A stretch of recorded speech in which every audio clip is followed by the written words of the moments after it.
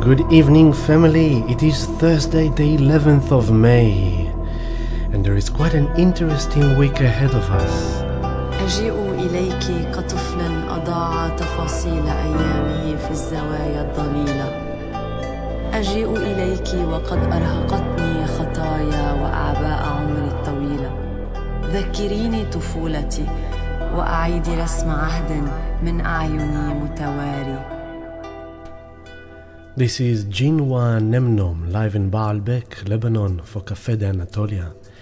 I chose it because they play this new modern music in the old ruins of the old temple of ancient civilization.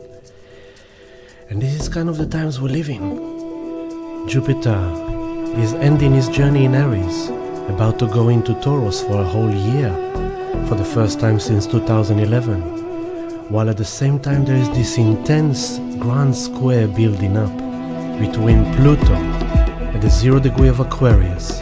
Mars will move into Leo on 0 degree, Jupiter on 0 degree Taurus, while Mercury is stationed in direct, and there is a lot of beautiful trines happening.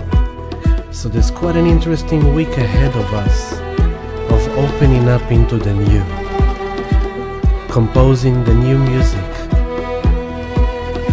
singing the new song, creating the new life, with no fear but love. Show me your names on the screen, family. Let me know you're here with me.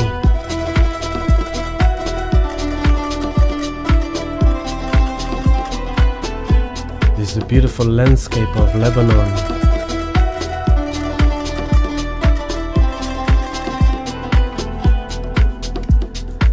Hello, family. Hello. Hello, Jess. Hello, beautiful curly Jess. I missed you. I haven't seen you for a long time. It's good to see you. And let's see, Dana. Shalom, Dana. Good to have you with us as well, as always. That's good. Hello, Breeze. Hello. Yes, I am well. It was an interesting week, wasn't it? Digesting the eclipse that we just been through on last Saturday, you know. Namaste Bharat, Rukshika, Trishan, hello. So yeah, there's a lot, you know. There's a lot we've been going through. There's a lot we've been processing. Yeah, this beautiful combination of the ancient instruments with the electronic beats. Yeah, I found it very suitable. So yeah, let's look at the charts. And first of all, actually, let's do what I've done well in the last couple of weeks, which is first of all to welcome you to this love stream and to kind of give you that intro. I told you what we're gonna talk about. There's a lot of yummy good stuff to talk about, quite pleasant alignments that are coming up for us in the next few days, and then there's this intense kind of evolutionary pressure cooker in the background as well. So yeah, we will talk about it all this love stream. I wanted to say love and gratitude as always to all the Patreon subscribers, to all our community for being the awesome people that you are, for sharing all the goodies in all our chat rooms. Chat room's been doing very well this week. There was a lot of good sharings going on there, so well done to everyone. If you are not a part of our Patreon community, please join us. This is where all the fun happens. It is thanks to the Patreon community I can do this love stream. It supports me. So if you want to support me in that way, join us on Healing Delight. Patreon.com/Healing Delight. Other than that, your free support, as always, welcome to press like on this movie, to subscribe to the channel. It helps us get out there and share it with your friends, with your beloveds, whoever will be interested in it, whoever might benefit from this information. And yeah, if you need some private healing sessions, if you need to do some healing work to get some help to shift your energy through these times, feel free to book it in through our booking system. I will be more than happy to be in service. It's in the blurb of this YouTube movie. You will find the link to the booking system. It's also in all our social media, and it's also on our website healingdelight.com. The next sound healing meditation, we don't do this Tuesday. For May, we've changed the times table because I've done the full moon eclipse on last weekend, and I'm doing the new moon in Taurus, which happens on not this weekend, the one after. We canceled the Tuesdays for this month, so there is no Tuesday sound healing this week. The next sound healing will be on Saturday, the 20th of May, the new moon in Taurus. But this week we are in that in the process between the full moon eclipse that just happened and wrapping up the eclipse season and preparing for that new moon in Taurus. We are in the third quarter square of the moon and the sun, and that's kind of the general stage we are in, but there is more to that, which we will talk about now. So yeah, that's as much as admin, all that thing. And now if I take you to look at the chart, wait a second, I want to see you, I'm not seeing you. Hello Rowena! Rowena, it was fantastic to see you in physical form. I'm really happy you loved it and enjoyed it. You and Gali, yeah, beautiful man. I loved your man, Rowena. What a beautiful man. And yeah, the blue owl, yeah, this is for, thank you Breeze. This is for Jupiter, the messenger of wisdom. So that's why I wore it for today. So yeah, let's go into it, shall we? So what's happening in the sky right now as we're looking at it? I'm just gonna move this screen here so I can see when you're talking to me. And we'll take this. Oh, strange. Okay, cool. Never mind. Alright, so as you can see on the charts, let's start from the left side, from the let me just change the music. I'll bring the Maham-Ritanya mantra now. Here is the Maham-Ritanya mantra, the mantra for healing and peace, to cover Kadalas in the background as we're going through all this talking. So here it is, on your 8 o'clock on the left side, the moon just passed through Pluto in Aquarius a few hours ago, around earlier this morning at around 12 p.m.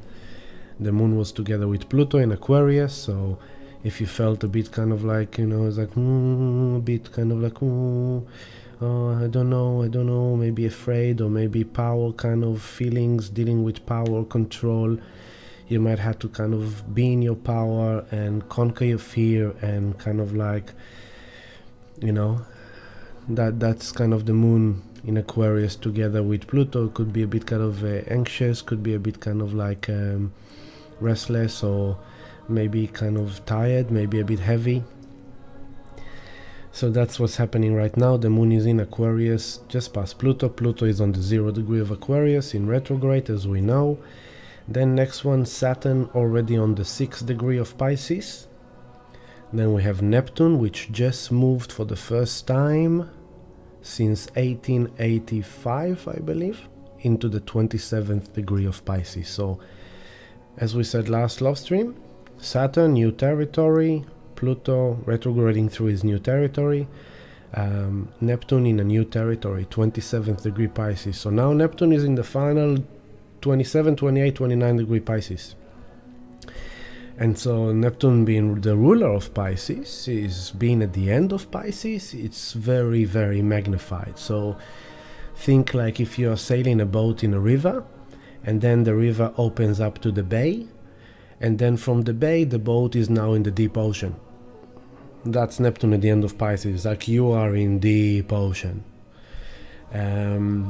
On the other hand, is like when Neptune enters Pisces, you might have started seeing a healer to work on some healing of some wound, and now when Neptune is at the end of Pisces, that healing and that wounding is coming to a crescendo of healing.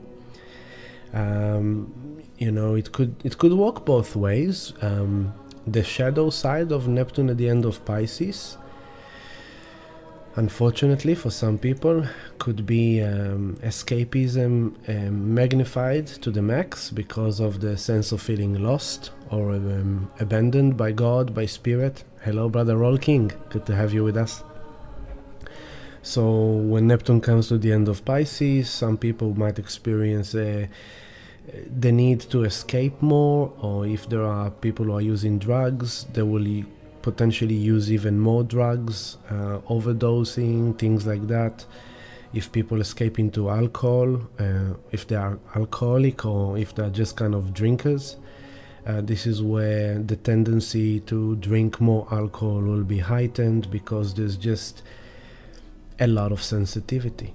Neptune at the end of Pisces, a lot of sensitivity. We're talking deep ocean. So now all the sensitive waters are like really felt, really embodied, and everyone feeling super sensitive.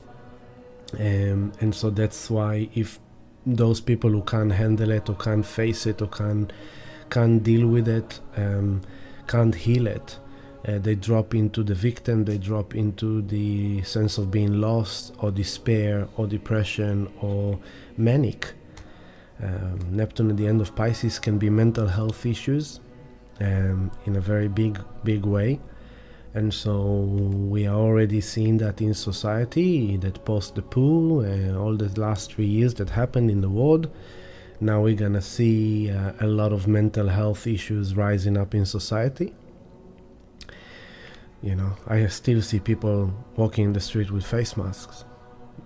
Today I saw a single man walking for a walk in the park with face mask, you know, and God bless him if that's what he wants to do.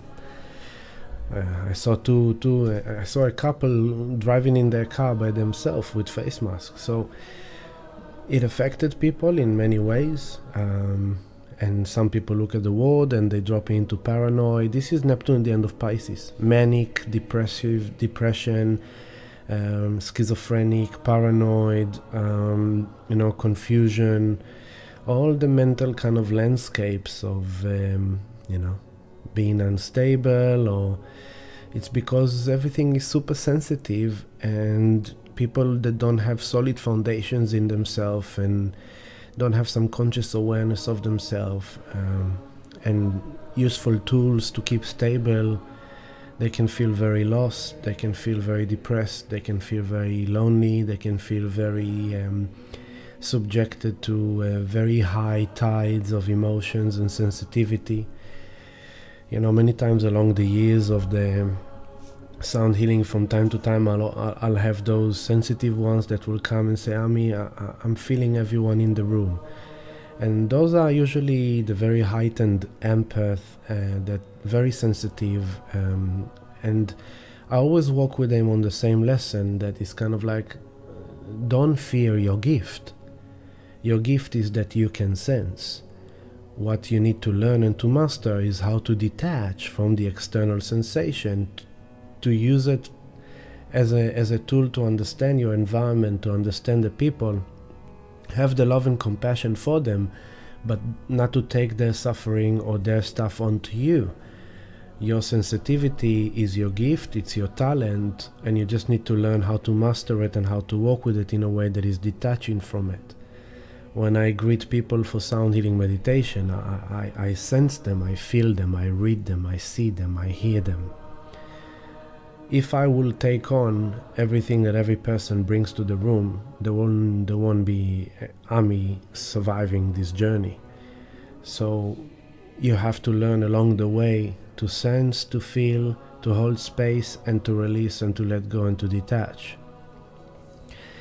So this is kind of the shadow aspect of Neptune at the end of Pisces: escapism, substance abuse, drugs, shopping, sugar, TV, movies, just escaping to entertainment. It's also the media, Hollywood, the news. And so, and the shadow of Neptune Pisces is also lies and scandals and deceits and, the classic playground for the narcissist, put it like that. To just lie and fraud and deceit and, creating scandals and things like that. That's the shadow. What's the light side of Neptune at the end of Pisces? Heightened connection to spirit. Heightened spirituality, mysticism, paranormal activities, intuition, telepathy, the vision, dream time.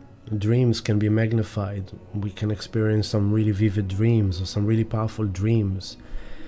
Getting messages from spirit in very loud and clear and subtle and soft ways.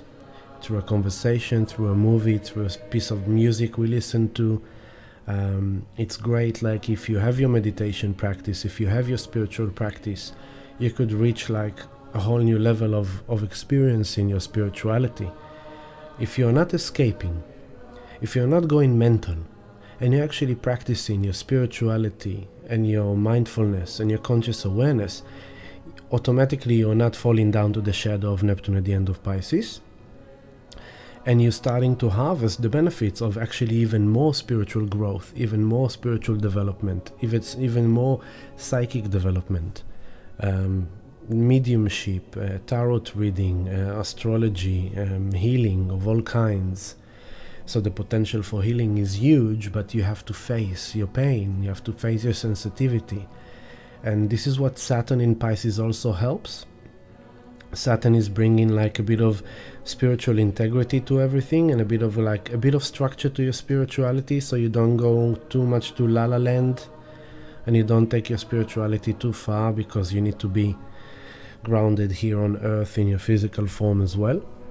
Because if you know, in the last few years, let's say in the last 5 years, what became very popular, I hear it constantly, is microdosing. People do microdosing mushrooms, microdosing MDMA, microdosing. And yes, I understand and I know and I agree there are benefits to that for the right people when it's right for them. I do not suggest anyone here doing that. I'm just describing what exists in society, especially in the spiritual kind of communities. But if you're doing microdosing every few days or every few weeks, it's no longer microdosing. Don't lie to yourself. That's what Saturn is coming to Pisces with Neptune. It's like, with all the respect to your spiritual philosophy that microdosing is very healing and beneficial, I just wanted to make sure that you realize that you are microdosing every few days. You are aware of that, right?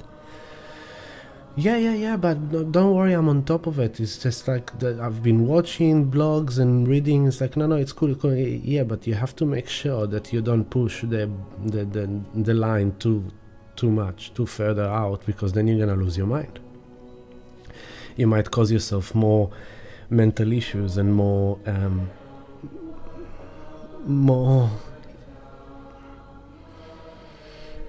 non-beneficial results than results that are beneficial. And so this is kind of like checking with your spiritual integrity. It's a great example. If you're microdosing every week, or if you're microdosing every few days, you're not microdosing, you are dosing. Don't bullshit yourself. Oh, I'm only having a glass of wine a night, you know. But if you're having a glass of wine every night, you lying to yourself that you are not drinking alcohol often and you are not alcoholic, you cannot gain off your face, but you're drinking a glass of wine every night? That means that your body constantly consumes wine. It doesn't have time to detox. You know, it can be in different ways. I'm not criticizing anyone. We all have our shit to deal with, and you know, it's just to create the awareness for that potential of energy. You might be, getting lost in your spirituality, that you are not in touch with the earth. For example, I know some people do medicine ceremonies, right? And they go every week or every 2 weeks or every 3 weeks, and they don't even give themselves time to integrate. They constantly journey with spirit. And then 6 months, 1 year, 2 years, 3 years, things become messy on the earth plane, on the 3D, because you're constantly there with medicina, with spirit. So it's kind of like, you know, everything in balance. That's what Saturn is trying to kind of say. Shalom, Sharon. Hello, Sharon. Shalom, Ima. Thank you, Mom. She said, you're beautiful. Thank you, Mom. Getting compliments from Mom. It's nice. Always nice. So this is, until now, we covered the Pluto and Moon in Aquarius. Now we covered the Pisces. Now we go to Aries. Aries is now much less oomphy, right? Now we only have Chiron, 17th degree of Aries, in a new territory. This week, Chiron is moving to the 18th degree of Aries. So that's a new degree for Chiron. So if you have 18th degree in Aries, let's say, 17 to 19 degree, but if you have 18th degree Aries, Chiron is going to be activated for you now. If you have 18 degree in Libra, Chiron will be activating the opposition for you. And then the squares, of course, and the Cancer and the the Cancer and the Aquarius. And so this is the things to be aware of. Sorry, Capricorn and Cancer. If you have 18 Capricorn or 18 Cancer, they will be square in the Chiron and 18 Aries. That's in general, okay? Then Jupiter. Jupiter is now on the 28th degree and 46 minutes of Aries. That's it. Jupiter is in his final days in Aries. Jupiter entered Aries in May last year, and it's been here for a year. Jupiter spends around a year in each star sign, and its full circle is around 12 years, between 12 and 13, depends on the cycle. So now Jupiter is going to finish this week the year in Aries, and is going to go into a whole year in Taurus. So that's a big shift that we're having this week. That's a giant shift because Jupiter magnifies everything, expands everything. So when Jupiter enters any star sign, it expands and magnifies the essence of that star sign. And so over the last year, since last May, we had a lot of Aries, a lot of fire, a lot of egos, a lot of opinions, a lot of I know, don't tell me I know. Right now is on the 28:46, and what's going to be interesting, we'll talk about it, is that in a few days Jupiter will go into the 29th degree of Aries.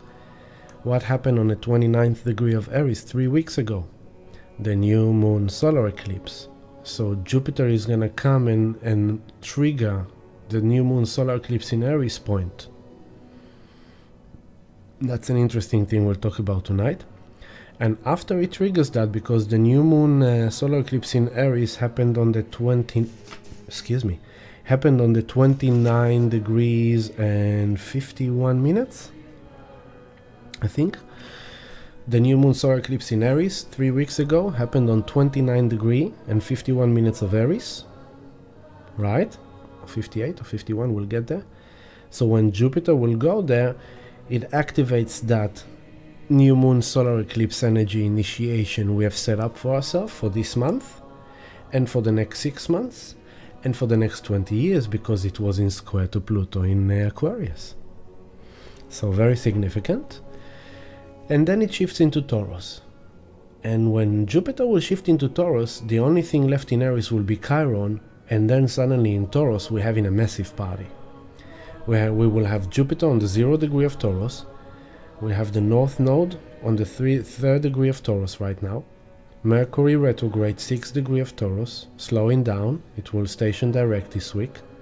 Uranus on the 19th degree and the Sun on the 20th degree. So we're going to have like Jupiter, North Node, Mercury, Uranus and the Sun all in Taurus. We never had this combination in Taurus since the 1930s. So this is very, very powerful, very significant. So we definitely know there's going to be a lot of focus moving into Taurus. And Taurus is Mother Earth, Mother Nature. Taurus is economy, finance. Taurus is security forces, the armies, the military, the police. Taurus is values. Taurus is lands, territory, home, real estate, properties, assets, crypto, stock market, gold, silver, commodities. And then on the more personal level, Taurus is sexuality, Taurus is relationships, Taurus is family, Taurus is the quality of our life, it's our jobs, it's our careers, it's what brings us pleasure, it's what we value, it's our self-worth. So there's going to be a lot of emphasis on that. Okay, that's happening this week. It's already kind of, there's a lot of Taurus already, but once Jupiter goes there, it's kind of wow. Now it goes there with a bang, because it's already happening. But what's building up is that once Jupiter comes to the 0 degree of Taurus, Pluto is on the 0 degree of Aquarius. They will be squaring. For the first time, Pluto Aquarius squaring Jupiter in Taurus. For the first time that will be. At the same time, Mars over here on the 24th, we haven't got there yet, we'll get there, but Mars here on the 24th degree of Cancer, this is the next star sign, right? Juno is in Gemini, and then we've got Venus that entered Cancer last week on the 4th degree, joined Mars, who is on the 24th degree of Cancer. So as this week progresses, Mars moving along to the end of Cancer, and as Jupiter shifts into Taurus, squaring Pluto, Mars comes into 0 Leo, and suddenly we're having this Mars 0 Leo opposition to Pluto 0 Aquarius, squaring Jupiter 0 Taurus, and also the node is involved. So the Jupiter conjunct the North Node, it's building up, it will happen in a few weeks, in opposition to South Node. So we have South Node here, North Node Jupiter here, Mars here, Pluto here, and it's a very powerful grand cross, like grand square. Boom, boom, boom. Ish, ish.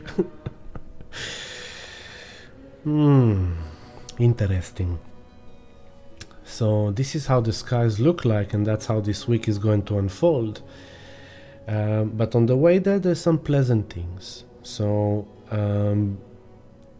Bharat, I'm hearing that May 17 could be a significant day based on the man behind the panic of 1792 and the first Wall Street insider 231 years. Is there any significance with Jupiter and Taurus? Yes, of course. The 17th, from all this week, there's a lot. I'll show you. Because right now we're in the 11th, so the 17th is next Wednesday. This is exactly the big day. It's exactly the day Jupiter shifts into Taurus, on Wednesday the 17th.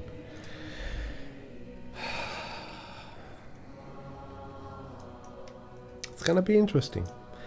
But the main thing is to remember, there's the big collective kind of world of how it's unfolding and manifesting in the world, in the global kind of picture. And then there's the interpersonal kind of landscape of, I can't do anything about the world, I can only do me.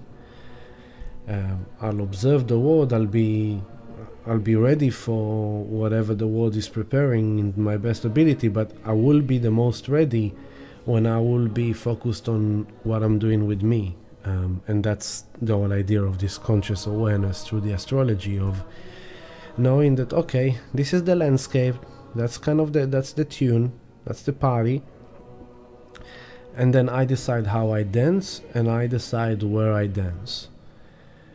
If you go to a live concert, and it's like, let's say in a festival, it's $100,000 in 100,000 people in the audience, you have different experiences you choose to experience. You can sit with the parents and the kids in the background on the hill, on the blanket with picnic, nice, having fun. You don't see it from close, you see it through the screen, but you feel in the vibe, you enjoy the music. You can be a bit more further with the people that are kind of in the back, dancing, moving, right? So you're cool, you're feeling the vibe, you're dancing, you're moving. Then you can be further in the front where there's a bit more pressure, people are moving, everyone wants to be in the front, everyone's putting their mobile phone up in your face like they want to film the concert instead of enjoying it. And then there's the people who are actually at the front line of the audience. They are like right in front of the stage. And there's like 100,000 people behind them, kind of like, oh, and they are like squeezed against the fence. They're like, ah! There's a concert. But you choose which experience you have within the concert. That's kind of the narrative I like to kind of emphasize, because the shit show is brewing. We can see it. We can see it. It's last night I had a conversation with a friend I haven't spoken to for a long time, and he tells me this, hello Jeneline, welcome. No, you're never late, always in right time. He tells me about this great vision he has, amazing vision, and I enjoyed the vision, and I gave him my support, my encouragement. Told him, sounds great, fantastic. But then I told him, you just need to keep in mind, not to gamble too risky, not to take too many loans, not to put yourself in a situation which could put you personally at risk, because we are living in time where the economy is kind of crashing.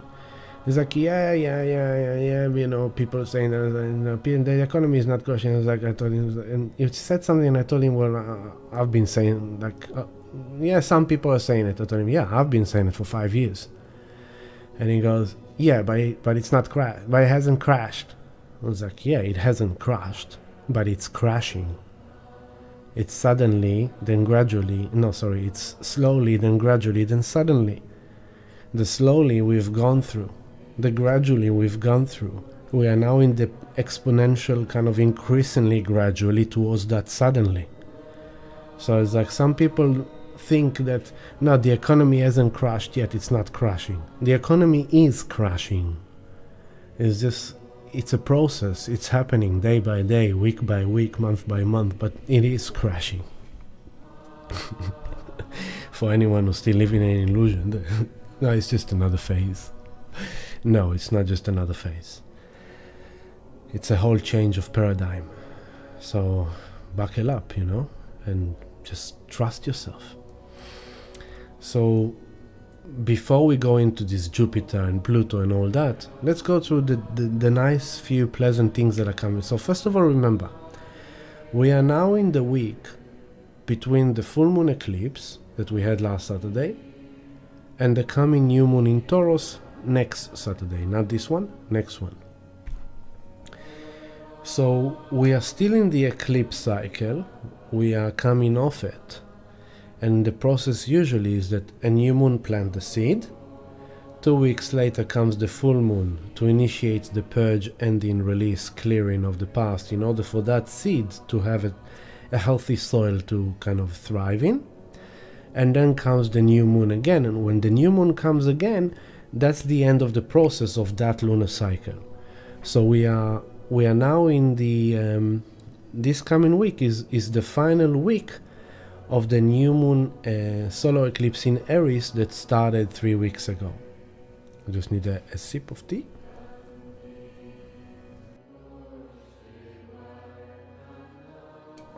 So remember that in the lunar cycle we are now entering week 3. New moon solar eclipse, then first quarter square week after, then full moon eclipse last week in Scorpio, which was very powerful. And so the full moon eclipse in Scorpio, we spoke about a lot. It's like ending, purging, death, cutting cords. Big release that is coming to allow that new seed in new moon solar eclipse in Aries to have that fresh soil to grow. And we are now in that process of integrating the full moon eclipse and kind of actualizing that intention of ending that, clearing that, purging that, putting that to death, putting that to end. We are in that process until the new moon in Taurus. So this is in general in the lunar cycle. And then comes this week, and I'm gonna go now, first of all, let's look at tomorrow. So tomorrow evening, things like, it's from now, but it's exactly tomorrow evening, okay? So I'm gonna take you there now. I'm gonna go back, it's 7.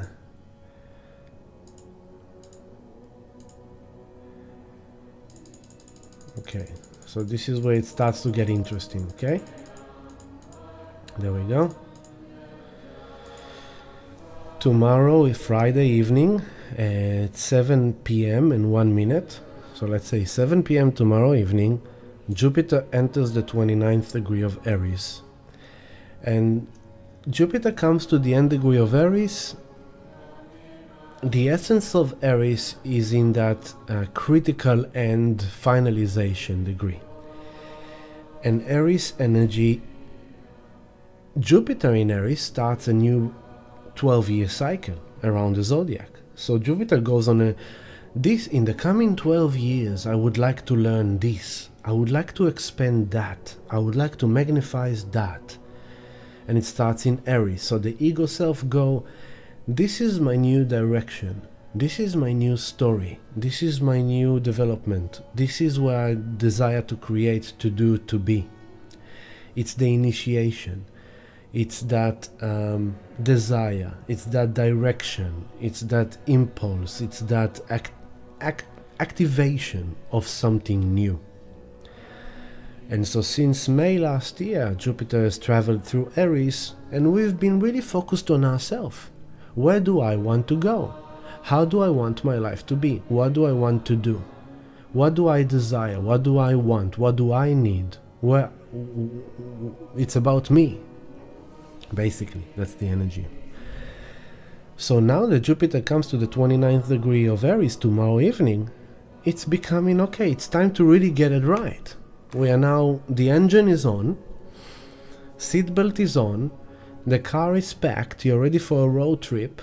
You're going on a road trip around Australia. It will take you like 10 months, let's say. You're planning to go on 1 year. Okay. Where am I going? What's the plan? What's my direction? What do I want? What's important to me? What do I desire? Who do I want to become? How do I want to be? Where do I want to develop? Where do I want to grow? Okay, this is what it's about. So it's very interesting that Jupiter comes to that final degree of Aries. And what is it touching base with? The new moon solar eclipse we had 3 weeks ago, which is like boom, the same energy. I want this. And it was not just for the next 12 years, that was for the next 20 years, because it was squaring Pluto that just entered Aquarius, which will be there for the next 20 years.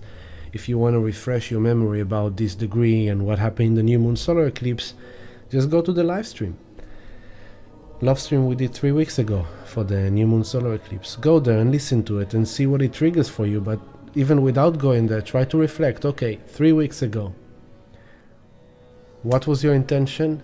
The new moon solar eclipse in Aries. What was happening for you? What was being initiated? What were you kind of pondering, considering, reflecting on? If I'll take you there for a moment, just to show you something cool. So,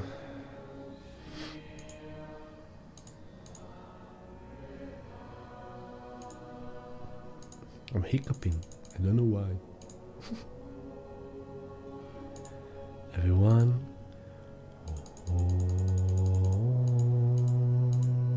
There you go.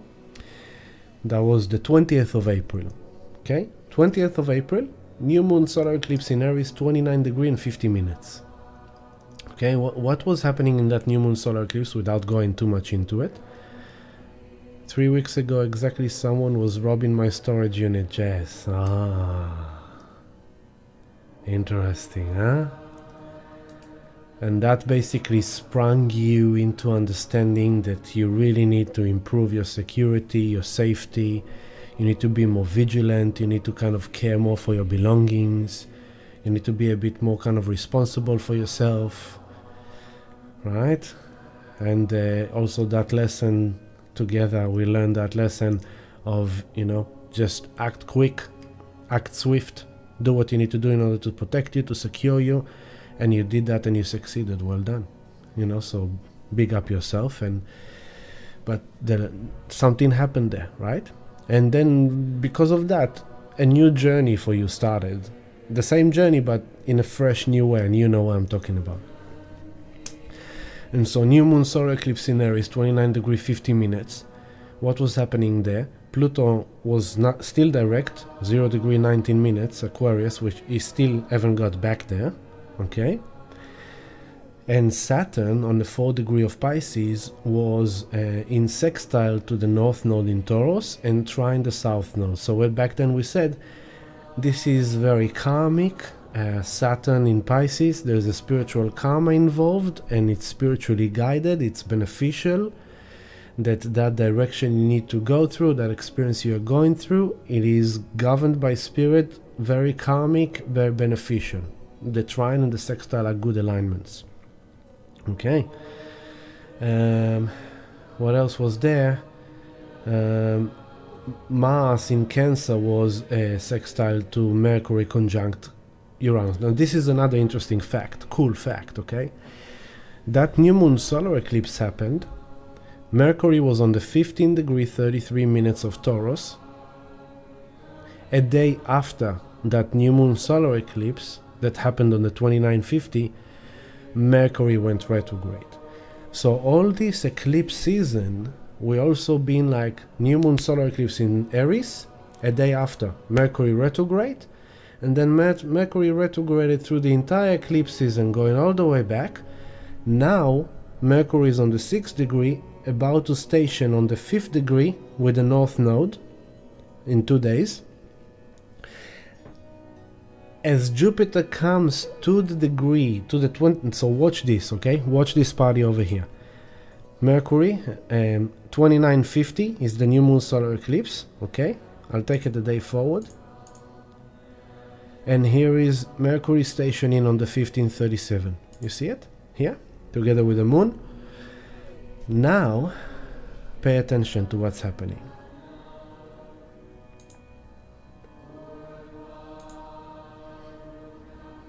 So, go there, 29. I'm taking you a bit forward, we'll go back afterwards.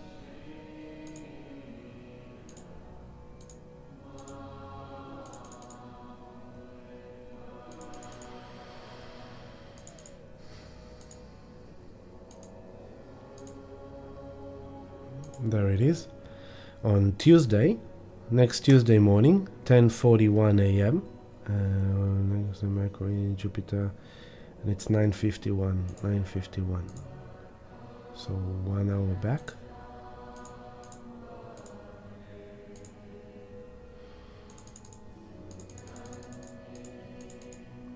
There we go. 9:51 a.m. 9:51 a.m. on Tuesday morning, Jupiter will be on the 29 degree and 50 minutes, in which we had the new moon solar eclipse 3 weeks ago. So Jupiter is gonna reactivate that. It's kind of like what you intended or what you wanted or what was going on for you is suddenly very loud and clear. In case it kind of went a bit numb through all the full moon eclipse and through all the events of the last 3 weeks, maybe it was very loud and clear back then, that's what I want, and then kind of, and suddenly Jupiter comes there and is like, hey, remember your intention. Remember what you want. Remember where you're going. Remember your desire. This is about you. If you want to achieve this and this and that, if you want to expand into that territory, you need to go and pursue that. It suddenly becomes very loud and clear. Okay? Which for the unchecked egos could be like an ego trip and a half. Like people could be like, it's all about me, I know the truth, I will tell you what to do, you should listen to me, for example. Could be that. Because Jupiter is like the great teacher and the philosopher and the wisdom of life and stuff, and in the end of Aries, like all the egos, everyone think that they know, right? You will see all the influences. But what I wanted to show you is that as Jupiter is coming here to the degree of the new moon solar eclipse, which a day after Mercury station retrograde, now as Jupiter comes here, Mercury is stationing direct. How fascinating is that? That all this eclipse cycle, Mercury started his retrograde right there, and kind of like slowing us down so we can really reflect, really understand what it's about, redefine, replan, recalculate, negotiate, rethink, communicate, readjust. And now Jupiter comes there to highlight it, and Mercury together with the North Node in Taurus, stationing direct, going like, okay, what am I getting? Okay, it's downloading. Something becomes clearer, something becomes very kind of loud, something's become, this is what I think, this is what I'm saying, this is what I want, this is where I'm going. So I jumped forward to Tuesday just to show you how amazing it is with Mercury process involved in all this. But now I'll go back and I'll take you again to tomorrow night. So from tomorrow night, Jupiter's on the 29th degree. It's already starting. At the same time, 2 hours, an hour before that, 5:59. There we go.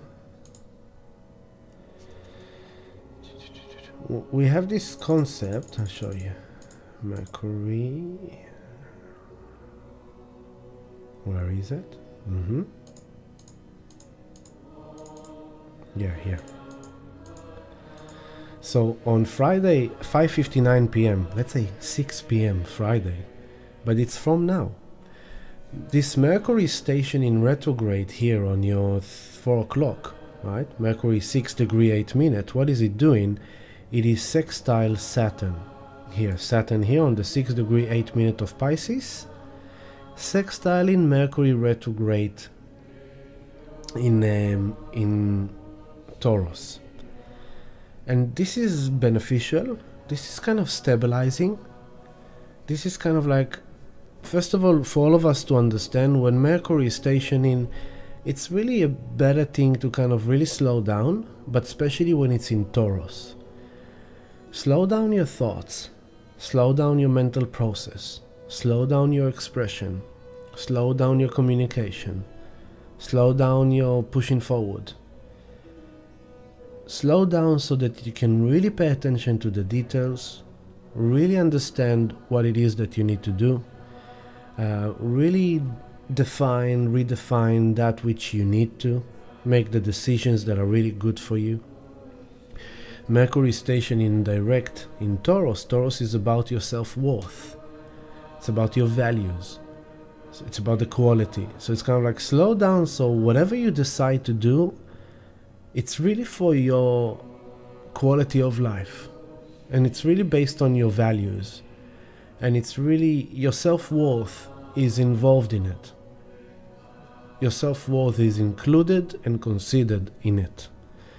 And the fact that Saturn in Pisces, it's kind of stabilizing. It's bringing Saturn kind of responsibility and maturity and kind of patience. And it's in Pisces, so it comes with spiritual kind of approach, a spiritual understanding, and a bit more kind of compassion, a bit more love, softening, kind of doing it for good karma, put it like that.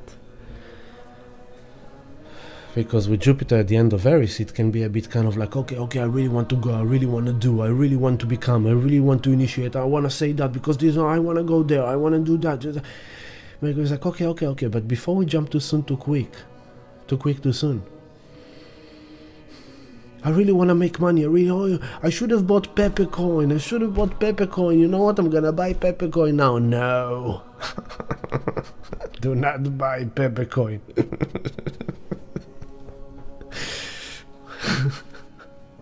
Don't fall into the hype of the memes.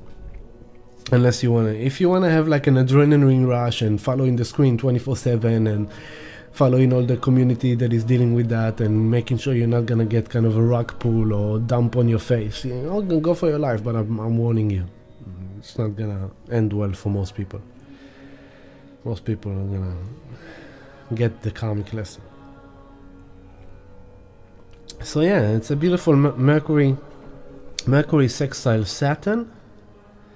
Very beautiful. So there is a game here, okay? Because Mercury here is sextile in Saturn, and then around like a day after, it will be exactly sextile Venus, because Venus is on 5 degrees or 9 minutes of Cancer. So Mercury retrograde is in the middle of this sextile between Venus and Saturn, and Venus and Saturn are creating a trine, and it's beautiful, it's soft, it's intuitive, it's compassionate, it's graceful, it is loving, it is nurturing. Venus in Cancer, it's home, it wants to feel emotionally safe and nurtured, connect with beloved, sit on the sofa, watch a movie, have a cup of tea, you know, cuddle in a warm blanket in bed, you know, meet with a good friend that brings her back to her childhood, and you know, really good loving connection, graceful. Venus in Cancer, the goddess of love, is coming home to Bath and to spend time with her girlfriends. It's like, girls' night out, basically. Going out with your besties, going out for a dinner with a few of your best friends that will never have any drama, any troubles. It will only be good quality and loving and soft and nurturing. That's Venus in Cancer. And she's trining Saturn in Pisces, which again, Pisces, the higher octave of love and compassion and spiritual and mystic, and with Saturn is karma, and Saturn is kind of lessons and patience. So there's a beautiful energy there. Venus trine Saturn, and the exact Venus trine Saturn is actually on Saturday at 4:40 p.m. So Saturday afternoon, it's a perfect energy for Mother's Day, put it like that. Beautiful energy for Mother's Day. Everyone can meet with their mothers, share time with their mothers, family time, dinners, lunches, Venus in Cancer, trine Saturn in Pisces. Everything is kind of civilized and responsible and caring and compassionate and graceful and responsible and good karma. And they both, as they trine, sextile Mercury stationing in Taurus, retrograde, Taurus ruled by Venus. And so Mercury is like slowing down everyone. Let's just sit and enjoy a meal. Let's not let the usual troubles trouble us right now. Let's just have some good quality fun time together, for example. But even if you are alone, single, and you don't celebrate Mother's Day this year or whatever, then it's also on a personal level. It's kind of like it helps us to really kind of slow down the troubled mind. Not to go too much into our thoughts, not to escape into all kind of manic or panic or fear or all these things, and just kind of to find refuge in meditation, in contemplation, in reflection. Saturn in Pisces, trine Venus in Cancer, both are water signs. This could be great creativity, great intuition, great channeling. You could kind of channel yourself a message on a journal or a poetry, or writing a song, or playing music, or making a new art. You can just enjoy a good movie, or enjoying a good music concert. Something. It's nice. I like it. It's good and positive, very soft. And this is our Friday into Saturday. So Friday night, Friday evening, Mercury sextile Saturn exactly, as Jupiter goes to the 29th degree of Aries. And I find that this Venus trine Saturn sextile Mercury retrograde, it's a good balance to that Jupiter at the end of Aries, which is kind of like, I want my way, I need to go there, I want to do this, magnified excessive fire and heat and egos and stuff. This goes like, hey, this is Mother's Day, everyone. Let's relax. Let's enjoy that. Yeah, but I want to go there and I want to do that. And I told him to do that and he didn't listen to me. Jupiter at the end of Aries. Nobody listens to me. I want you to listen to me. I know what I'm saying. Listen to me. Can you calm down, Dad? Can you please calm down? This is Mother's Day. Can we just sit around the table and have a nice, fun time? Yes, but I'm... You get what I'm saying? So it's like Jupiter at the end of Aries. Oh, I want to buy peppercoin. I'm going to buy peppercoin. That's it. I'm done sitting on the sidelines. I'm going to make millions of peppercoin.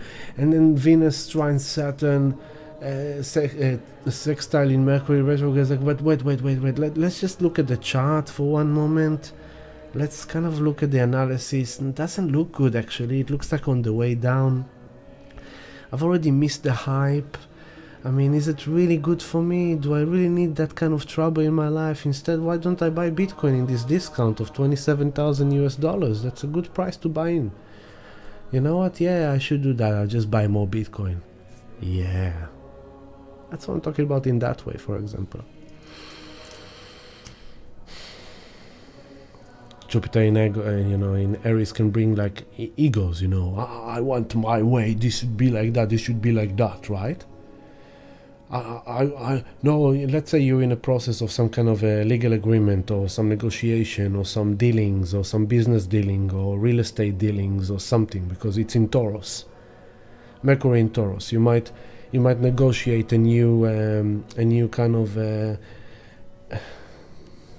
how much money you make, right? Maybe your salary need to increase or decrease, or maybe you need to move a house, or maybe you are remortgaging, or maybe you are renegotiating your rental agreement. Maybe you are processing of selling a car in order to buy a car, and you've been processing this for the last 3 weeks. I know my brother is doing that exactly in this time. My brother's like, okay, I want to get a new car.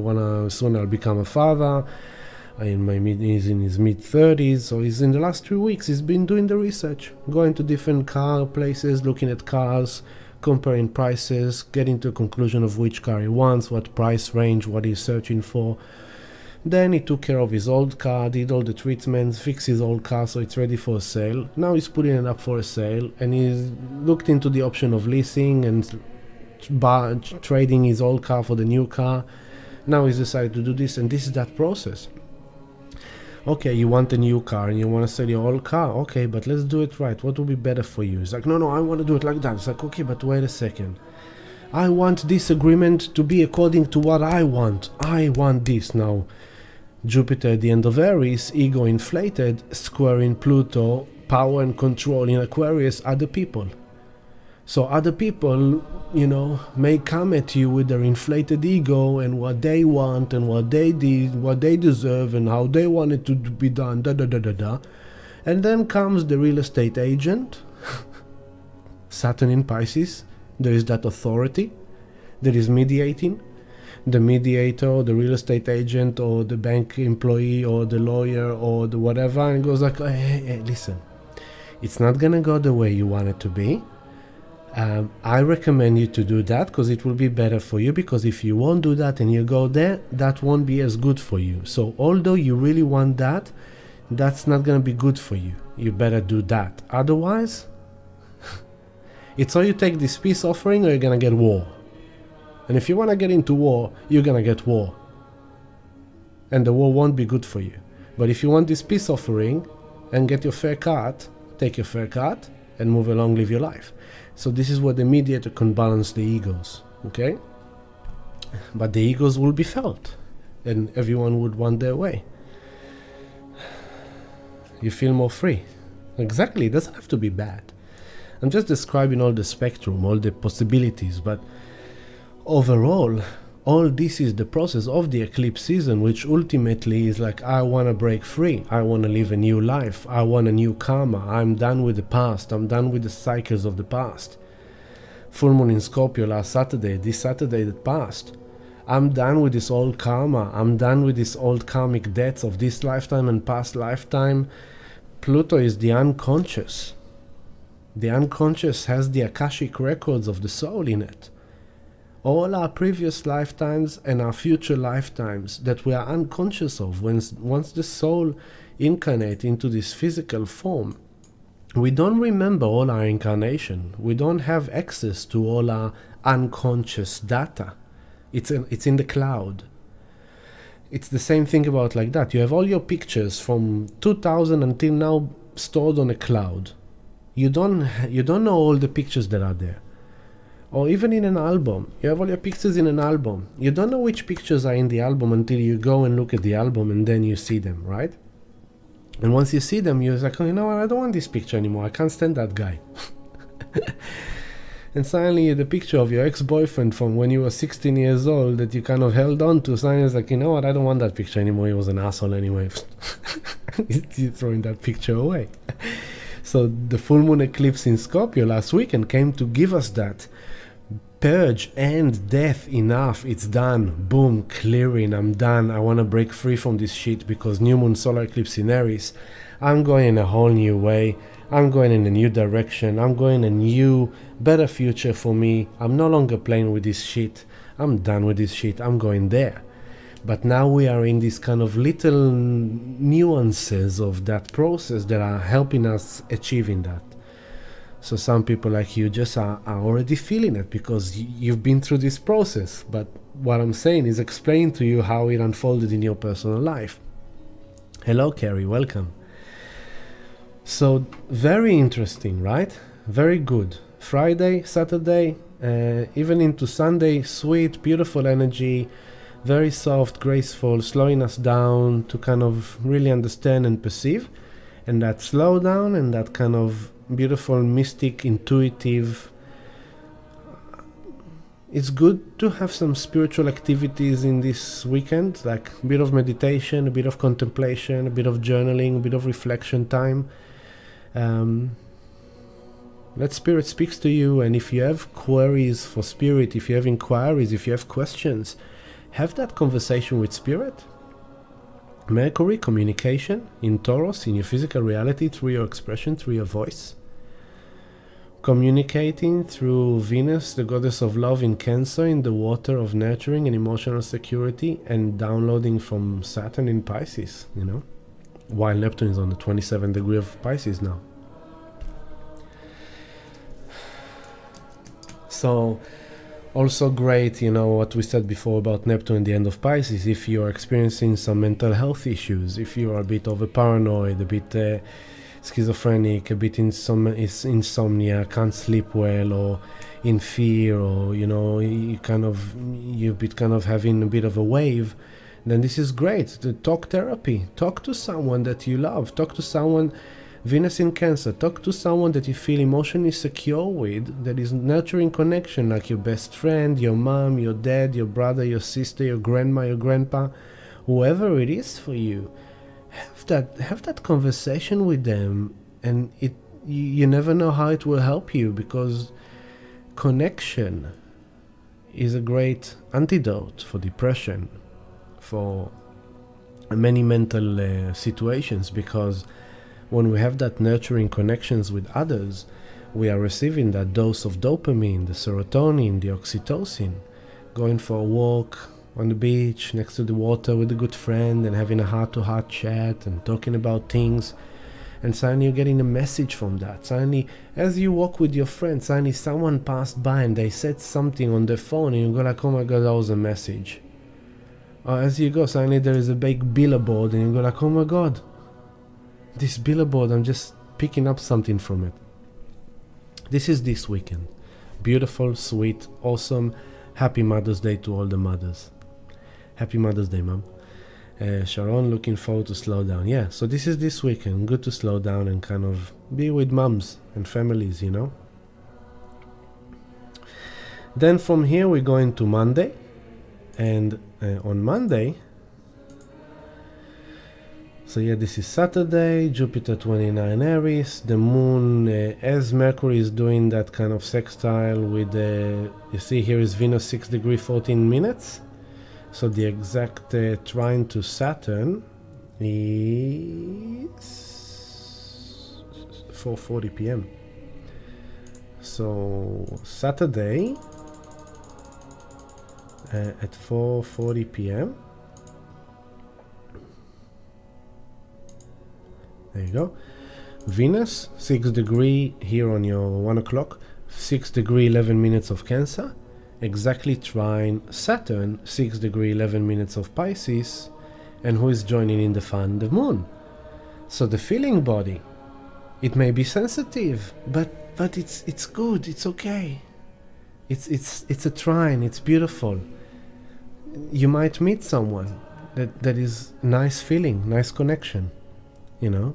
And it's kind of like, hey, suddenly it's like, oh wow, I slowed down to smell the roses, and suddenly someone said hello to me, and suddenly that hello turned into a lunch, and suddenly that lunch made a new friend, for example. So the moon in Pisces on Saturday coming together with Saturn as they trine Venus, beautiful, beautiful energy. Now into Saturday, into Sunday. Now we're going to Sunday.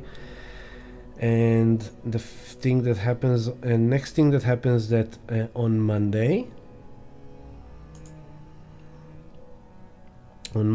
at 1 p.m. and 12 minutes. Let's move 3 hours back.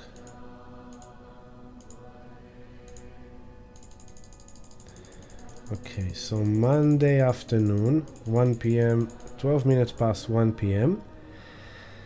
We're having a Mercury station indirect. There you go. You can see here on your 12 o'clock, Mercury 5 degrees 50 minutes red S. 1 minute later, 2 minutes later, oh, there you go. 1:17. Excuse me, let's pay attention to the details, Mercury retrograde. So as the moon, when Venus was in trine to Saturn, the moon was with Saturn. So emotional bodies were still kind of contained in a responsible way. Then we are getting to Monday afternoon and the moon is with Pisces in Neptune. And so Sunday and Monday, although good days, could be more sensitive. Moon in Pisces is always sensitive. Pisces is the super sensitive sign, okay? But again, if we take that sensitivity and walk with it as our Jedi sword, then that sensitivity allows us to be really intuitive, really connected to spirit, really kind of picking up the messages, the nuances, tuning into our feelings, how we feel about it. And through connection to spirit, we can feel the love, we can feel that we are supported, we can feel that we are being guided. That would be the best way to walk with it. But, you know, since it's kind of that coming off the weekend, people who feel lost, depressed, you know, they can be like, you know, I feel like getting drunk, or I feel like getting pissed, I feel like getting off my head, because don't do that, don't go there. So Mercury station indirect on the 5th degree and 50 minutes of Taurus, 2 degrees away, a bit less than 2 degrees away from the North Node on the 3rd degree and 57 minutes, so we can basically say they're conjunct. So remember we spoke about 3 weeks ago that Mercury came, met with the North Node on the 5th degree. This is where he met the North Node, on the 5th degree. He traveled all the way to the 15th degree where he met Uranus, and we had Mercury conjunct Uranus here. Uranus was on the 17th, Mercury was on the 15th, so it almost came to Uranus, but it's already kind of conjuncted, but not exactly. Station retrograde, a day after the new moon solar eclipse, traveled all the way back to the North Node. Now he's meeting up with the North Node on Monday, station indirect, and moving forward to meet with Uranus in 2 weeks from now, around 2 weeks.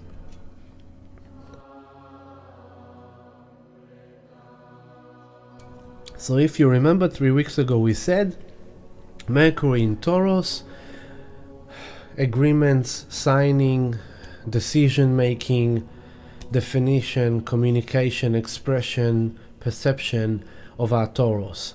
Business, job, home, rental, car, transportation, computers, mobile phone, negotiations, agreements, families, values, trades, trading goods for goods. New moon solar eclipse, new direction initiated. Mercury goes retrograde when he's with Uranus. So Mercury with the North Node. I'm getting a message about my future destiny. This is where my future destiny is calling me. Then he goes into Uranus, and Uranus is giving him that kind of message from beyond time and space, some inspiration, some epiphany, something that helps him break through, but it's not so clear. So he's going retrograde all the way back to the North Node to touch base with the future destiny. He's like, so okay, so if I got this inspiration and I got this idea and I got this kind of epiphany, and it made me think that maybe I should do A, B, C, D, and I just wanted to reconsider this with my future destiny. Is it a part of my future destiny? How will it affect me? Will it be beneficial? Is it for my, is it supporting my value? Is it owning my worthiness, my self-worthiness in that decision? I need to make sure the decisions I make are making me feel worthy. They are valuing me and what I want, the quality of life I want. And now, and the moon in Pisces, very sensitive, and with Neptune and with Saturn in Pisces. So if we do our meditation, or if we do our connection to spirit, we will kind of feel something. We will get some insight, some intuition, some message coming through. And Jupiter is at the end of Aries, so it's like it's very kind of extreme about self. Each one of us is getting a big message here, and Jupiter wants us to expand. Jupiter is giving us the rewards. So it's like, if you want to be in this place 12 years from now, 20 years from now, you need to remember that this is important for you, this is important for you, that's what you need to do, that's what you need to do. So Jupiter ends his journey in Aries, Mercury is stationed in direct, and now Mercury is going to go from this future destiny direct to meet Uranus, and it's like, okay, Uranus, this is the plan, this is what we've decided. Can you please kind of do whatever you need to do? And suddenly, out of nowhere, radical change, revolutionary, epiphany, enlightenment, aha, breaking free, contract signs, and that then will fulfill the whole process of the full moon eclipse in Scorpio, closing, ending all karmic debts, following the new moon solar eclipse in Aries, a whole new direction for self. And so we are in this process, and now I showed you the process through Mercury journey. And so I believe that only when Mercury will come in conjunction with Uranus, which will happen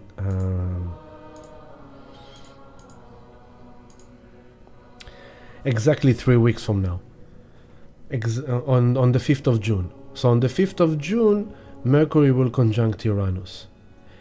And I believe that by that time, the process we are working on right now, it will be, and look, and Jupiter will be with the North Node. So this is brilliant, it's brilliant.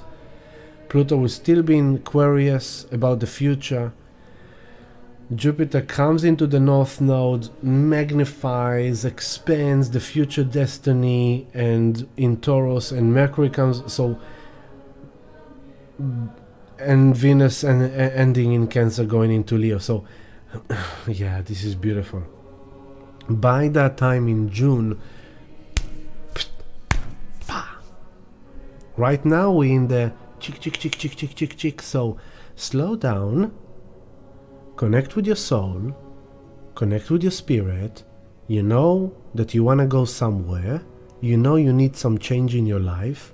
You know you want a different quality of life. You know that you have to face some things. You have to face some fears. You have to overcome some challenges. But you can't carry the past with you into this new future. So pay attention. This is the last few months excuse me, of the nodes in Taurus Scorpio, which is in general that energy. Scorpio, clearing out the past. South Node, clearing out the past since January 22 until July 23.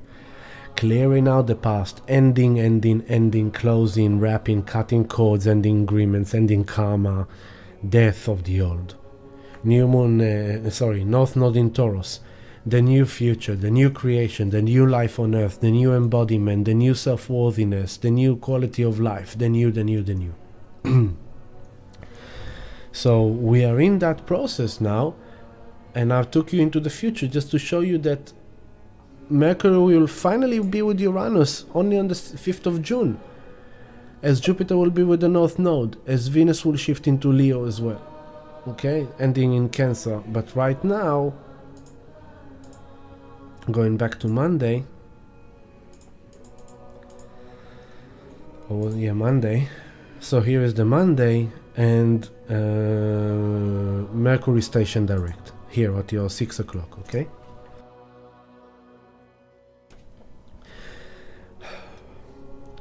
Mercury station direct as the moon is with Neptune.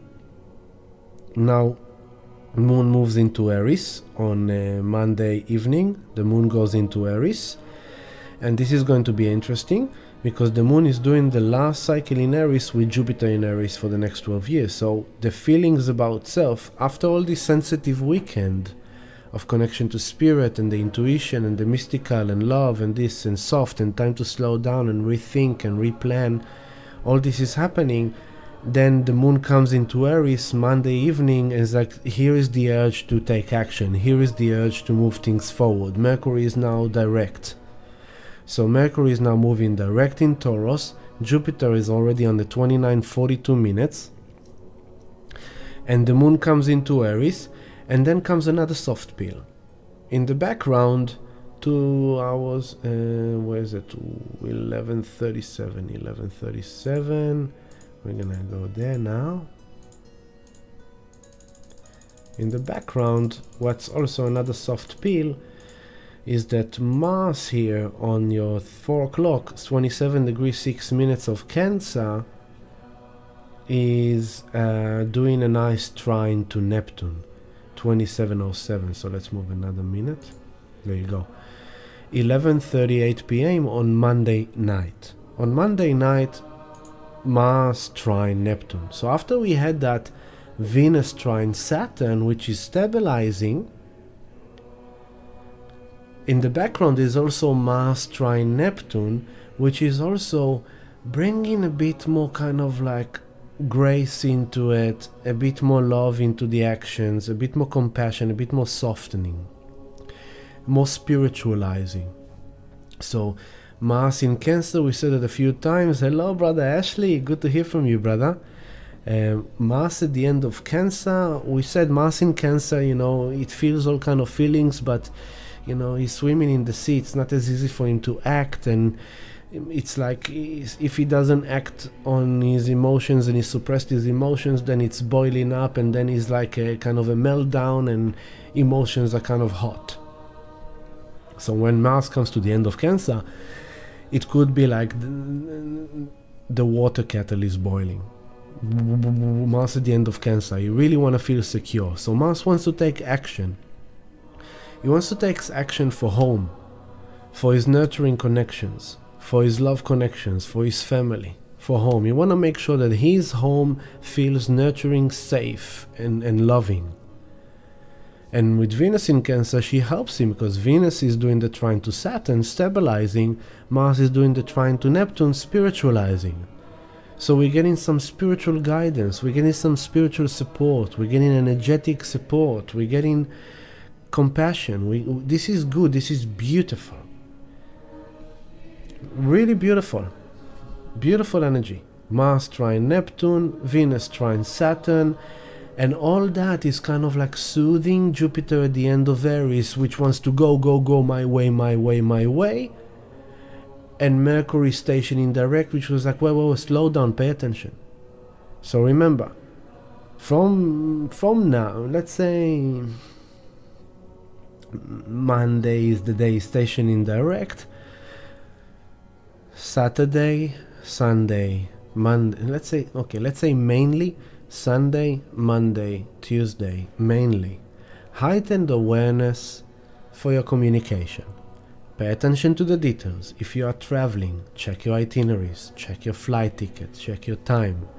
If you are traveling in your car, check your oil, check your water, check your petrol. If your car is giving you some troubles, pay attention to it. I said this Mercury retrograde. I got a new rego number. I got a new battery. I got a new mobile phone. There's so many things I had to take care of, and I'm still doing it. A lot of dealings in my physical reality with all these things that are happening. So I'm living that astrology. I know that very well. So it's very easy for me to channel it because I'm experiencing it. So yeah, remember, Sunday, Monday, Tuesday, Mercury stationing direct. Just take a moment before you send that email. Sometimes I find it useful that if you feel there's something you want to express, write that email, but don't send it. Save it in drafts, walk away, do some other things. After a few hours, if you still feel the urge to send that email, revisit and edit it. And you find that it's like, it's better for me to say it like that. Before you respond to that SMS, Jupiter at the end of Aries, I know what I want to say, this is what I feel, this is what I think, this is what I know. Before you do that, check into yourself. Is it Mars trine Neptune? Is it spiritual? Is it with compassion? Is it with love? Is it really kind of wise spiritually for you to say that or to do that? Is it beneficial for your progress? Venus trine Saturn, is it stabilizing or is it destabilizing? If you're gonna do that, then it's gonna do that. What would be better? Yeah, but he says that to me, she says that to me, he did that to me, and she did that to me, so I need to do... No. If she said that to you or he said that to you, do you have to be the same? Or can you be better? Can you be the ambassador of love and peace, of wisdom, even though you have all the right to give them shit back? Are you going to join the shit party, or are you going to be,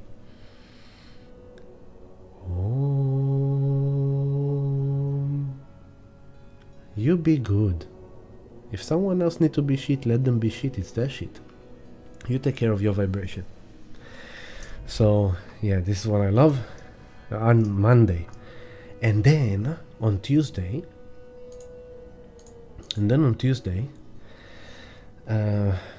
Tuesday at 9:51 a.m.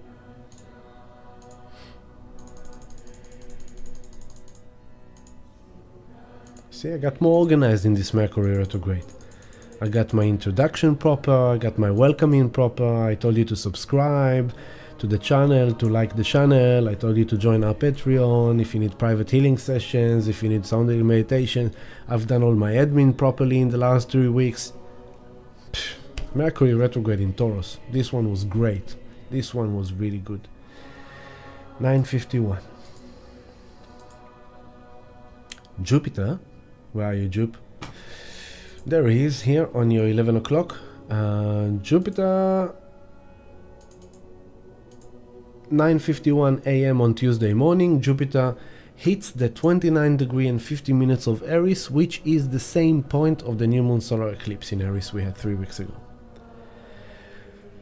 So Tuesday might be a day where that which happened 3 weeks ago is being reactivated, is being kind of retouched. Something is kind of coming up into your awareness about it. It's being reminded to you in some way, or it becomes very loud and clear for you. Like the message is loud and clear. All this psychic, sensitive weekend energy tuned you into all that kind of receiving, comes Jupiter at the end of Aries also, and it's very loud and clear. Okay? That's where I'm going, that's what I want, that's what I'm tuning into. Bam, Mercury is now direct. Things are now slowly, it will take time to pick up, a few days, but it's moving direct. And then after that, on Wednesday, but it's early morning, so late night of Tuesday, we go a few hours forward, and we go to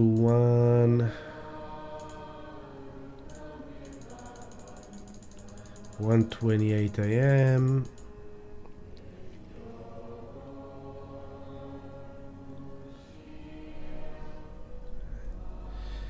Why did I write 1:21? The new phone is hiccuping. 1:28 p.m. Oh, a.m. Why did I do p.m.? There you go. 1:28 a.m. on Tuesday night, early mornings, Wednesday. The moon is together with Chiron. So now it's important to remember, it's like that Tuesday, Jupiter comes to that degree of the new moon solar eclipse in Aries, and it highlights that, and the moon is in Aries, so everyone can feel a bit more fiery, a bit more kind of abrupt, a bit more kind of like feeling their way. We have to be conscious of our emotional reactions on Tuesday, Wednesday. And when, remember that Jupiter ends his journey in Aries of the last year, and it's been in Aries with Chiron all this year. So the wound was highlighted all this year. All this year we've been walking around this Chiron in Aries. Everything touched base with Chiron in Aries in this year, 2023. February, March. Mars went through Chiron, Venus went through Chiron, Sun went through Chiron, Mercury went through Chiron, and Jupiter went through Chiron. Everything touched base with Chiron, and all this year Jupiter was in Aries. So the Chiron Aries was magnified. Our wounded self, how we didn't get what we want, how we are victimed, how we are wounded, how we've been abused, how we got injured, how things didn't work the way we want them to work. All our insecurities, all our wounding, everything was very highlighted. And now, when Jupiter is on the 2958 of Aries, the moon comes with Chiron, and we are feeling it very strongly and predominantly for one last time with Jupiter in Aries. And then as the moon comes off Chiron, a few hours after, literally less than 2 hours after, okay, here it is. So that was 1:28 a.m. The moon was with Chiron, and here we are 3:20 a.m. an hour 50 minutes after Jupiter here on your 9 o'clock aroundish, 0 degree Taurus. And now Jupiter starts a journey of a year in Taurus. And it's not just a year in Taurus, it's a year in Taurus with Uranus. T?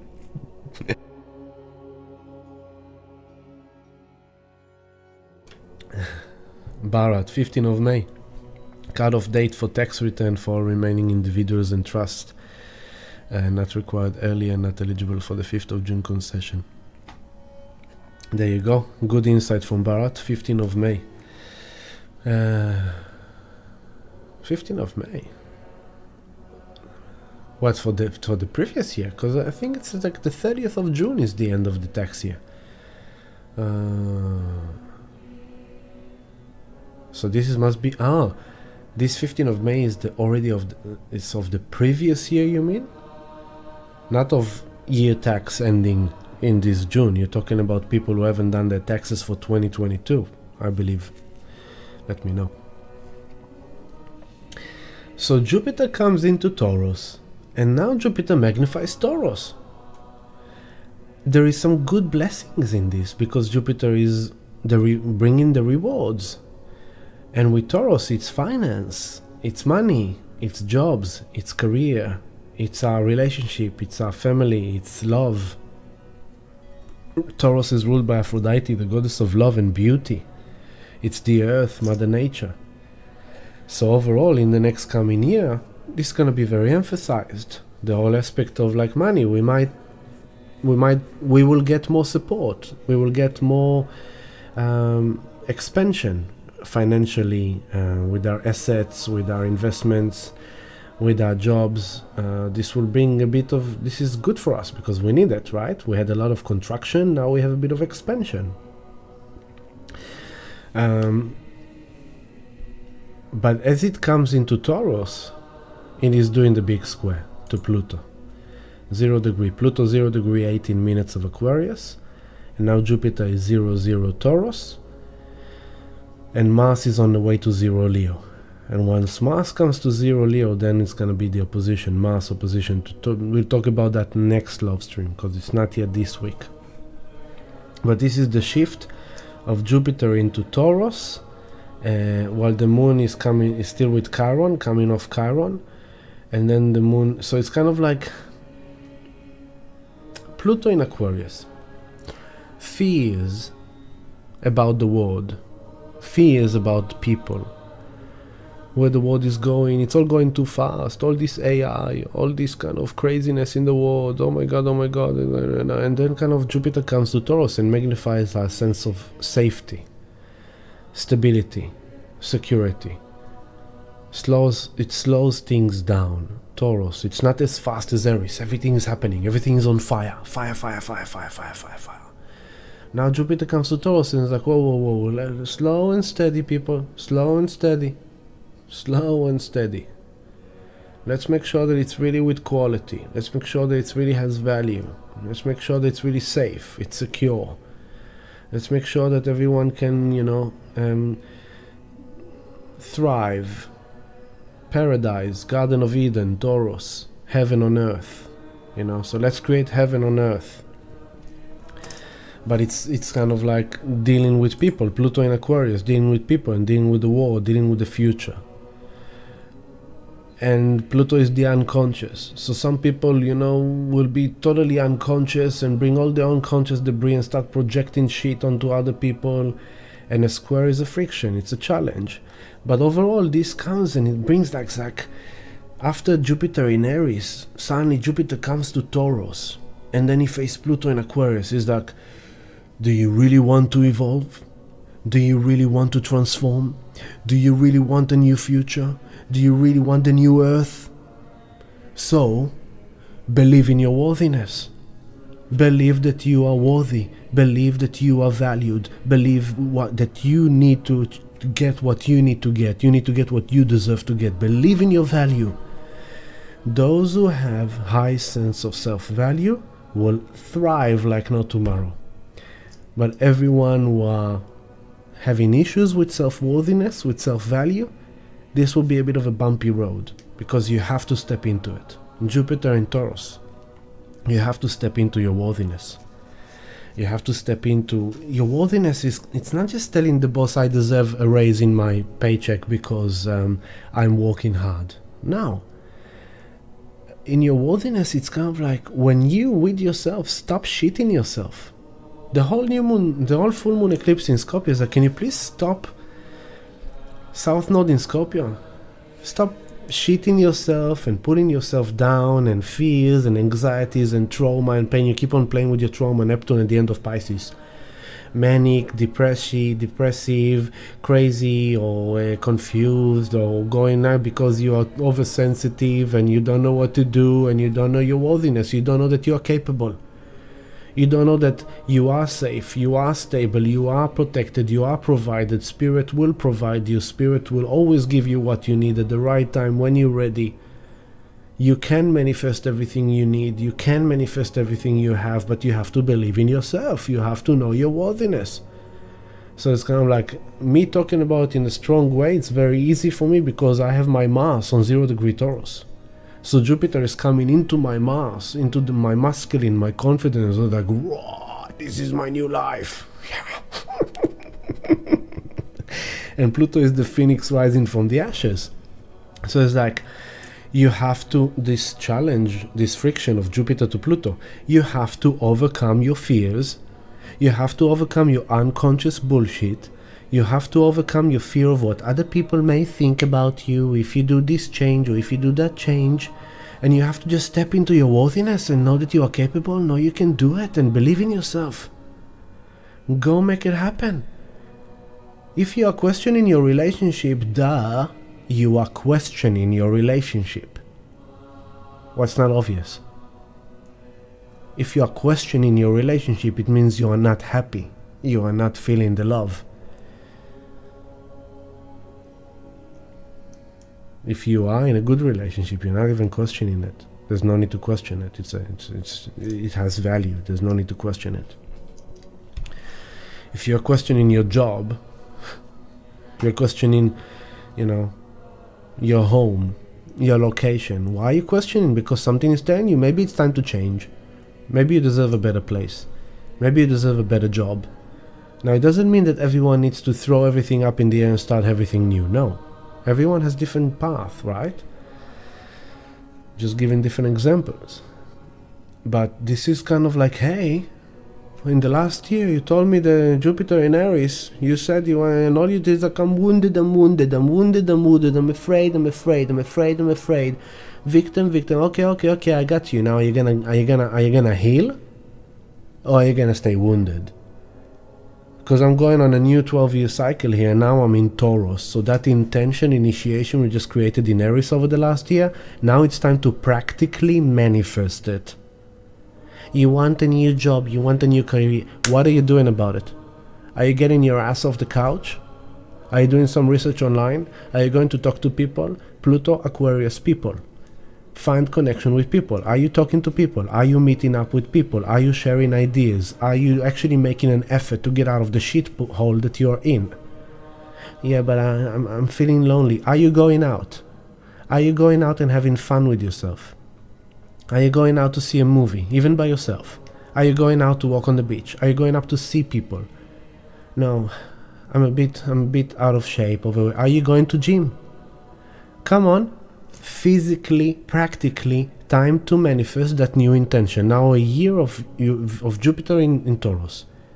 And if you will practically start walking towards it and put the effort and hard work and day by day and just make it happen. Don't get lost in your Saturn and Neptune in the end in Pisces. Don't go escapism, don't go drugs, don't go alcohol, don't go manic, don't go mental. Stay in the present, focus on your life, put the effort into your life to improve the areas you need to improve. You know, I really want our relationship to become loving again. Okay, go out on a date. Buy some flowers to each other. Write some love letters or love notes. Send a loving SMS in the middle of the day. Have a nice sex talk if you need to. You know. But do something. So this is now about let's manifest. Let's actually do that. Okay? Jupiter in Taurus, practically manifesting the new Earth. And it's square Pluto in Aquarius, the fears. The unconscious fears, what other people may think. Maybe you were Christian and suddenly you decided, I'm done with the church, I'm going to a new age ashram. Maybe you were in an ashram, you decided, I'm done with that bullshit new age spirituality, I'm going back to my Christian roots. It can be very kind of fundamental. You will see a lot of that too, by the way. You will see that. Because Jupiter is belief. Everyone believes. And Taurus and Pluto is kind of radical, you know, in Aquarius, radical. So some people will go like, I'm done with this, I'm going there. You will see a lot of people suddenly shift in vibration, shift in direction. There will be some movements going on. But yeah, you just focus on you. And then, you know, in the next few weeks, Jupiter is making his journey towards the North Node. So the future destiny is going to become really loud. Really, really loud. And by the time Jupiter will meet Uranus, and let's say towards the middle of 24, this will be like boom, like the revolutionary change, the revolutionary break. So, you know, and this will be around the halving of Bitcoin. Let's take it there. It'll be interesting. Let's go 1 year forward. Here it is. Look at that. Jupiter and the Sun exactly 1 year from now on the 27th degree. Let's go 1 month back. There it is. Let's go.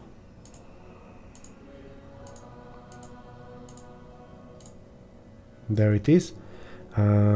Jupiter conjunct Uranus. April 21st, 2024. Far out. It's exactly around the time of the halving. Exactly. Let's see. Let's see.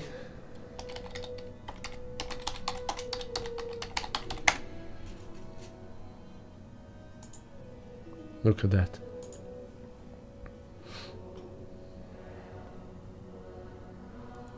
Huh? Oh, there we go. This is amazing. Look. Bitcoin halving clock. 332 days from now. Estimated date 7th of April 2024. Now it can change slightly, right? Depends on the block size and the production of blocks. But it's around April 2024 that we'll have the halving of Bitcoin. And the halving is the significant event in which the reward mechanism of Bitcoin to the miners is decreasing by half, which means that the supply decreases by half.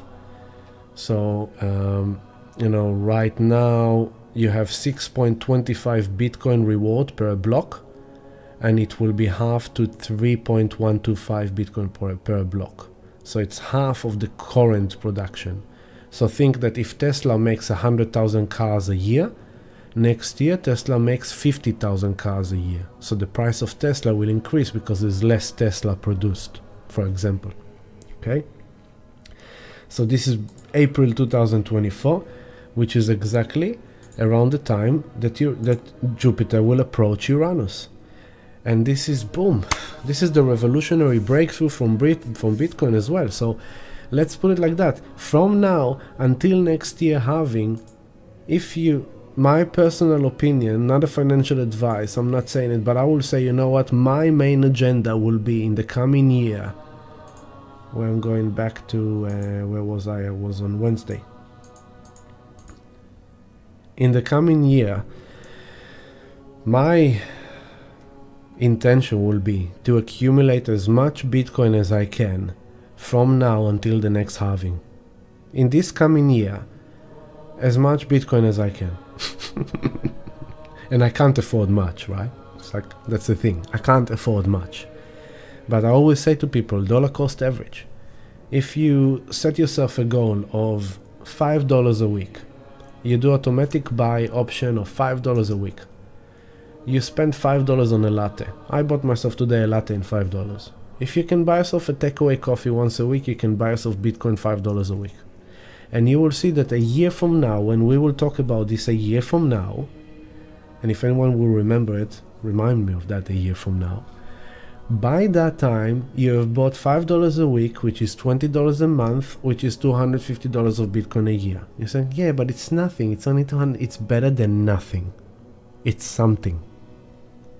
Know your worthiness, know your value. Do what's good for you, okay? Don't go Pepe coin, shit coins. Don't go memes, don't go hypes. Go Taurus. Valued, long, steady wins the race. Don't miss out on Bitcoin if you want. Of course, it's your free will choice. So this is Wednesday when Jupiter is doing that, and the exact square to Pluto is on Thursday morning. So I'm going to Thursday morning, and of course there's so much more I can share with you about Jupiter square Pluto, but again, it's a weekly report and it's already 9:40, so I'm kind of trying to just say whatever is really needed. 10:54 a.m. Here it is.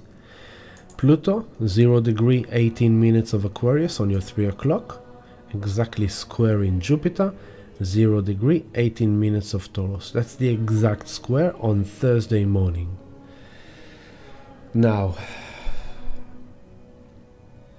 by that time the moon is with Mercury, moon conjunct Mercury, while Jupiter square Pluto. So we will feel the need to feel secure and safe and stable with the decisions we make, with the realizations, agreements we sign or decide or whatever. Okay? And Jupiter square Pluto, it's that challenge, it's that friction. Step into your worthiness and stop entertaining your fears. Fears about the world, fears about the future. Oh, I'm still showing the... Oh, I'm so sorry, I forgot to take that off.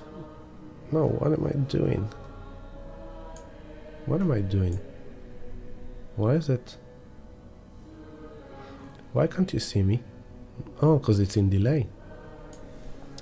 I had a glitch here. I don't know why it's like that, but I had a glitch. Okay, so previous financial year, yes, Bara, thank you. Okay, so this is exactly the square. Now, interesting, right? Jupiter was in conjunction with Pluto and Saturn in Capricorn in 2020. Okay? So the last 3 years, there was these massive things that they started in Capricorn, which is the end of the old paradigm, the end of the patriarchy, the breakdown of the old system. We are seeing banks crumbling. We are seeing the biggest migration flood into the USA happening right now. People in the tens of thousands walking miles, crossing rivers to get into the USA. We are seeing an increase in tension in Israel with Palestine, Iran and Israel, America, China and America, the Russia-Ukraine thing. Now we are entering cyclone season, so now there's a lot of warnings coming up about like really strong cyclone season coming up for that region. There was an earthquake in Tonga, which was this week, which was the path of the eclipse. So Jupiter comes into Mother Earth. Everything that got to do with the earth, with natural resources, with Mother Nature, with the climate, will become very magnified and heightened. There's going to be a lot of lessons to be learned and rewards to gain. And it's squaring Pluto in Aquarius, which is the fears about the future, power and control of big corporations, of global cooperation, the WEF, all the weathers, and all the woos and the woos and all those organizations, and but Pluto, Jupiter is wisdom and philosophy and natural law and the rewards, and it's in Taurus about safety, security, health. There are lessons that will be learned about health that got to do with Pluto's secrets, abuse of power, abuse of money, corruption, with science, Aquarius, that are the result of the conjunction in Capricorn 2020. So when we had that conjunction of Jupiter and Pluto in Capricorn, that was when the Jews was initiated and mandated. Now, when Jupiter comes into Taurus, is gonna highlight the effects on the health and what it actually did to health and how it got to do with secrets, with corruption of science, Aquarius, of governments, global powers. So that's kind of on the global thing. It's very, very powerful time we live in, but again, bring it back to yourself. You can't change too much in the world outside of you. And if you will go into looking into the world and how messy it is and how everything goes fall apart and all these things, you will feel very overwhelmed, scared, fearful, doomy and gloomy, paranoid, manic, lost, depressed. And that's the trick. Don't go there. Focus on your personal environment. This is Taurus season galore. Jupiter, North Node, Mercury. Look at that Thursday chart. Look at Thursday. Jupiter, North Node, Mercury, Moon, Uranus, Sun. Wow, so much Taurus. It's about your health, your money, your investment, your safety, your security, your quality of life, your family, your possessions, your valuables, what you value, your worthiness. Make sure what's the most important thing I want you to take from this love stream, that in this coming week and the coming year of Jupiter in Taurus, you have to own your self-value. You have to own your worthiness. You step into your worthiness and stop being afraid of it. Stop doubting it. Stop putting yourself down. We want a different experience. We want the new earth. So stop judging your self-image. Stop judging your body. Stop judging your beauty. Stop judging your sexuality, because it's all influenced by traumas of the past. Pluto and the South Node in Scorpio.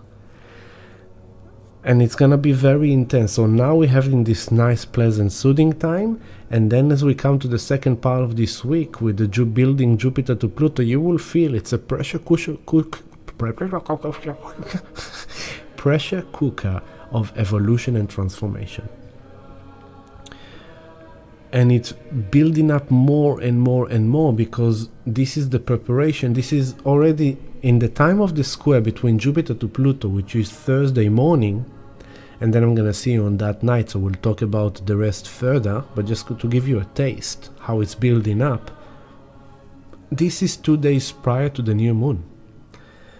So this is in the dark moon phase. We're entering the dark moon phase, which is the ultimate finalization of the full moon eclipse in Scorpio, of the eclipse cycle we just ended the last month. Of the ending, purging, clearing, death of the old, done, finish, kaput, out with the old, in with the new. And Jupiter square Pluto If you want to get the new earth, step into your values, step into your worthiness, and get rid of all these creepy crawlers of your soul, all your unconscious fears, all your traumas, all that happened to you. For the last year, I've been in Aries with Chiron, says Jupiter. I've learned all about you and your wounding and your victimhood and how you say, okay, I got it. Now, did we learn from that? What did we learn? Can we accept the lessons we had to learn? Can we accept that that was the experience we had to experience? Good. Now let's take the lessons from it. Let's take the rewards. Let's take the wisdom. Let's take the experiences. Let's leave the trauma behind. Let's leave the fears behind. Let's leave all that crappy behind and move on to the new future. Let's move into the new future. So you have to let go. You have to clear. Okay? Where is my internet window? Here. So I'm gonna stop this, and for that I'm gonna bring back the tune we started the love stream with. Okay, so this is kind of it. And then what's happening? This is on Thursday morning, and then the next thing that is happening Saturday, 2 days after. Okay, 2 days after, the most powerful new moon in Taurus. So this week is very important. Very important preparation. Saturday, 1:55 a.m. next Friday night. Okay? We will talk about next week. New moon in Taurus, 28 degrees. As Jupiter is still in that square to Pluto, okay? Mars is at the end of Cancer, and this new moon in Taurus comes to initiate this new physical reality. This new life on Earth. This new job, this new family structure, this new value, this new worthiness. If you want to live on this new earth, you have to create the new. Okay? And then as this new moon comes, what happens after? A day after, Mars go into 0 Leo. And now we're having Mars in 0 Leo, opposition to Pluto 0 Aquarius, squaring Jupiter 0 Taurus.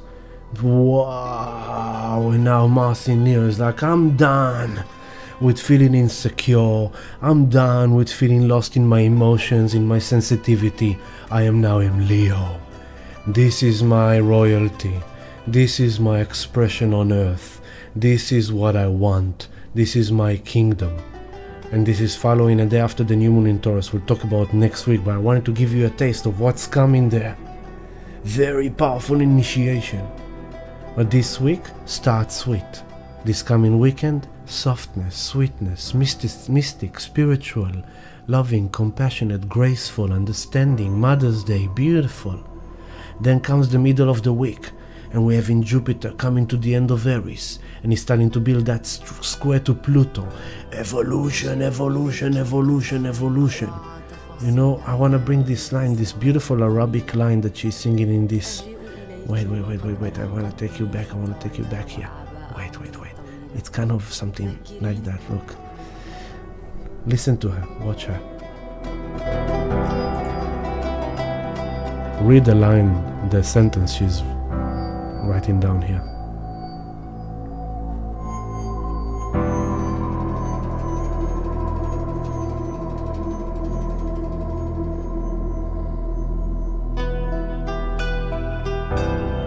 أجيء إليك كطفل أضاع تفاصيل أيامه في الزوايا الضليلة.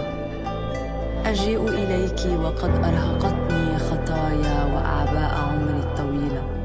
ذكريني طفولتي وأعيدي رسم عهد من أعيني متواري. And redraw an era that I've lost from my childhood. That love, that playfulness, that warmth, that safety, that nurturing, that life is an open journey ahead of us, full of magic, full of wonder, full of love, that the past, man, whatever the past was, it's in the past, and it's time to move forward to the new future. So this week, we are clearing, we are ending, we are wrapping it up. We are creating that new modern electronic music connected with the ancient instrument in the old fallen structure of that temple of ancient civilization. We are recreating ourselves from the ruins of the past.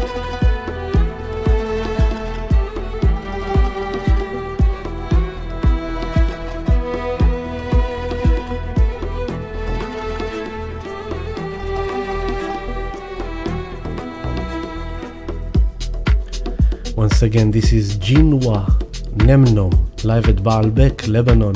Beautiful Lebanon, for Café de Anatolia. Love you, family. Thank you for joining me tonight. It was good to spend time with you, to give you some downloads, to navigate gracefully, navigate peacefully. Do the walk. Step into your worthiness. Know what you want. Know what you deserve. Do not be afraid. Go for it. Make it happen. Jupiter comes into Taurus to give us the blessings, the rewards. Do the walk. Spirit will reward you. Spirit will provide for you. Do the walk. Step in. Love you. Thank you, Jess. Thank you, Dana. Thank you, Alex. Love you all, family.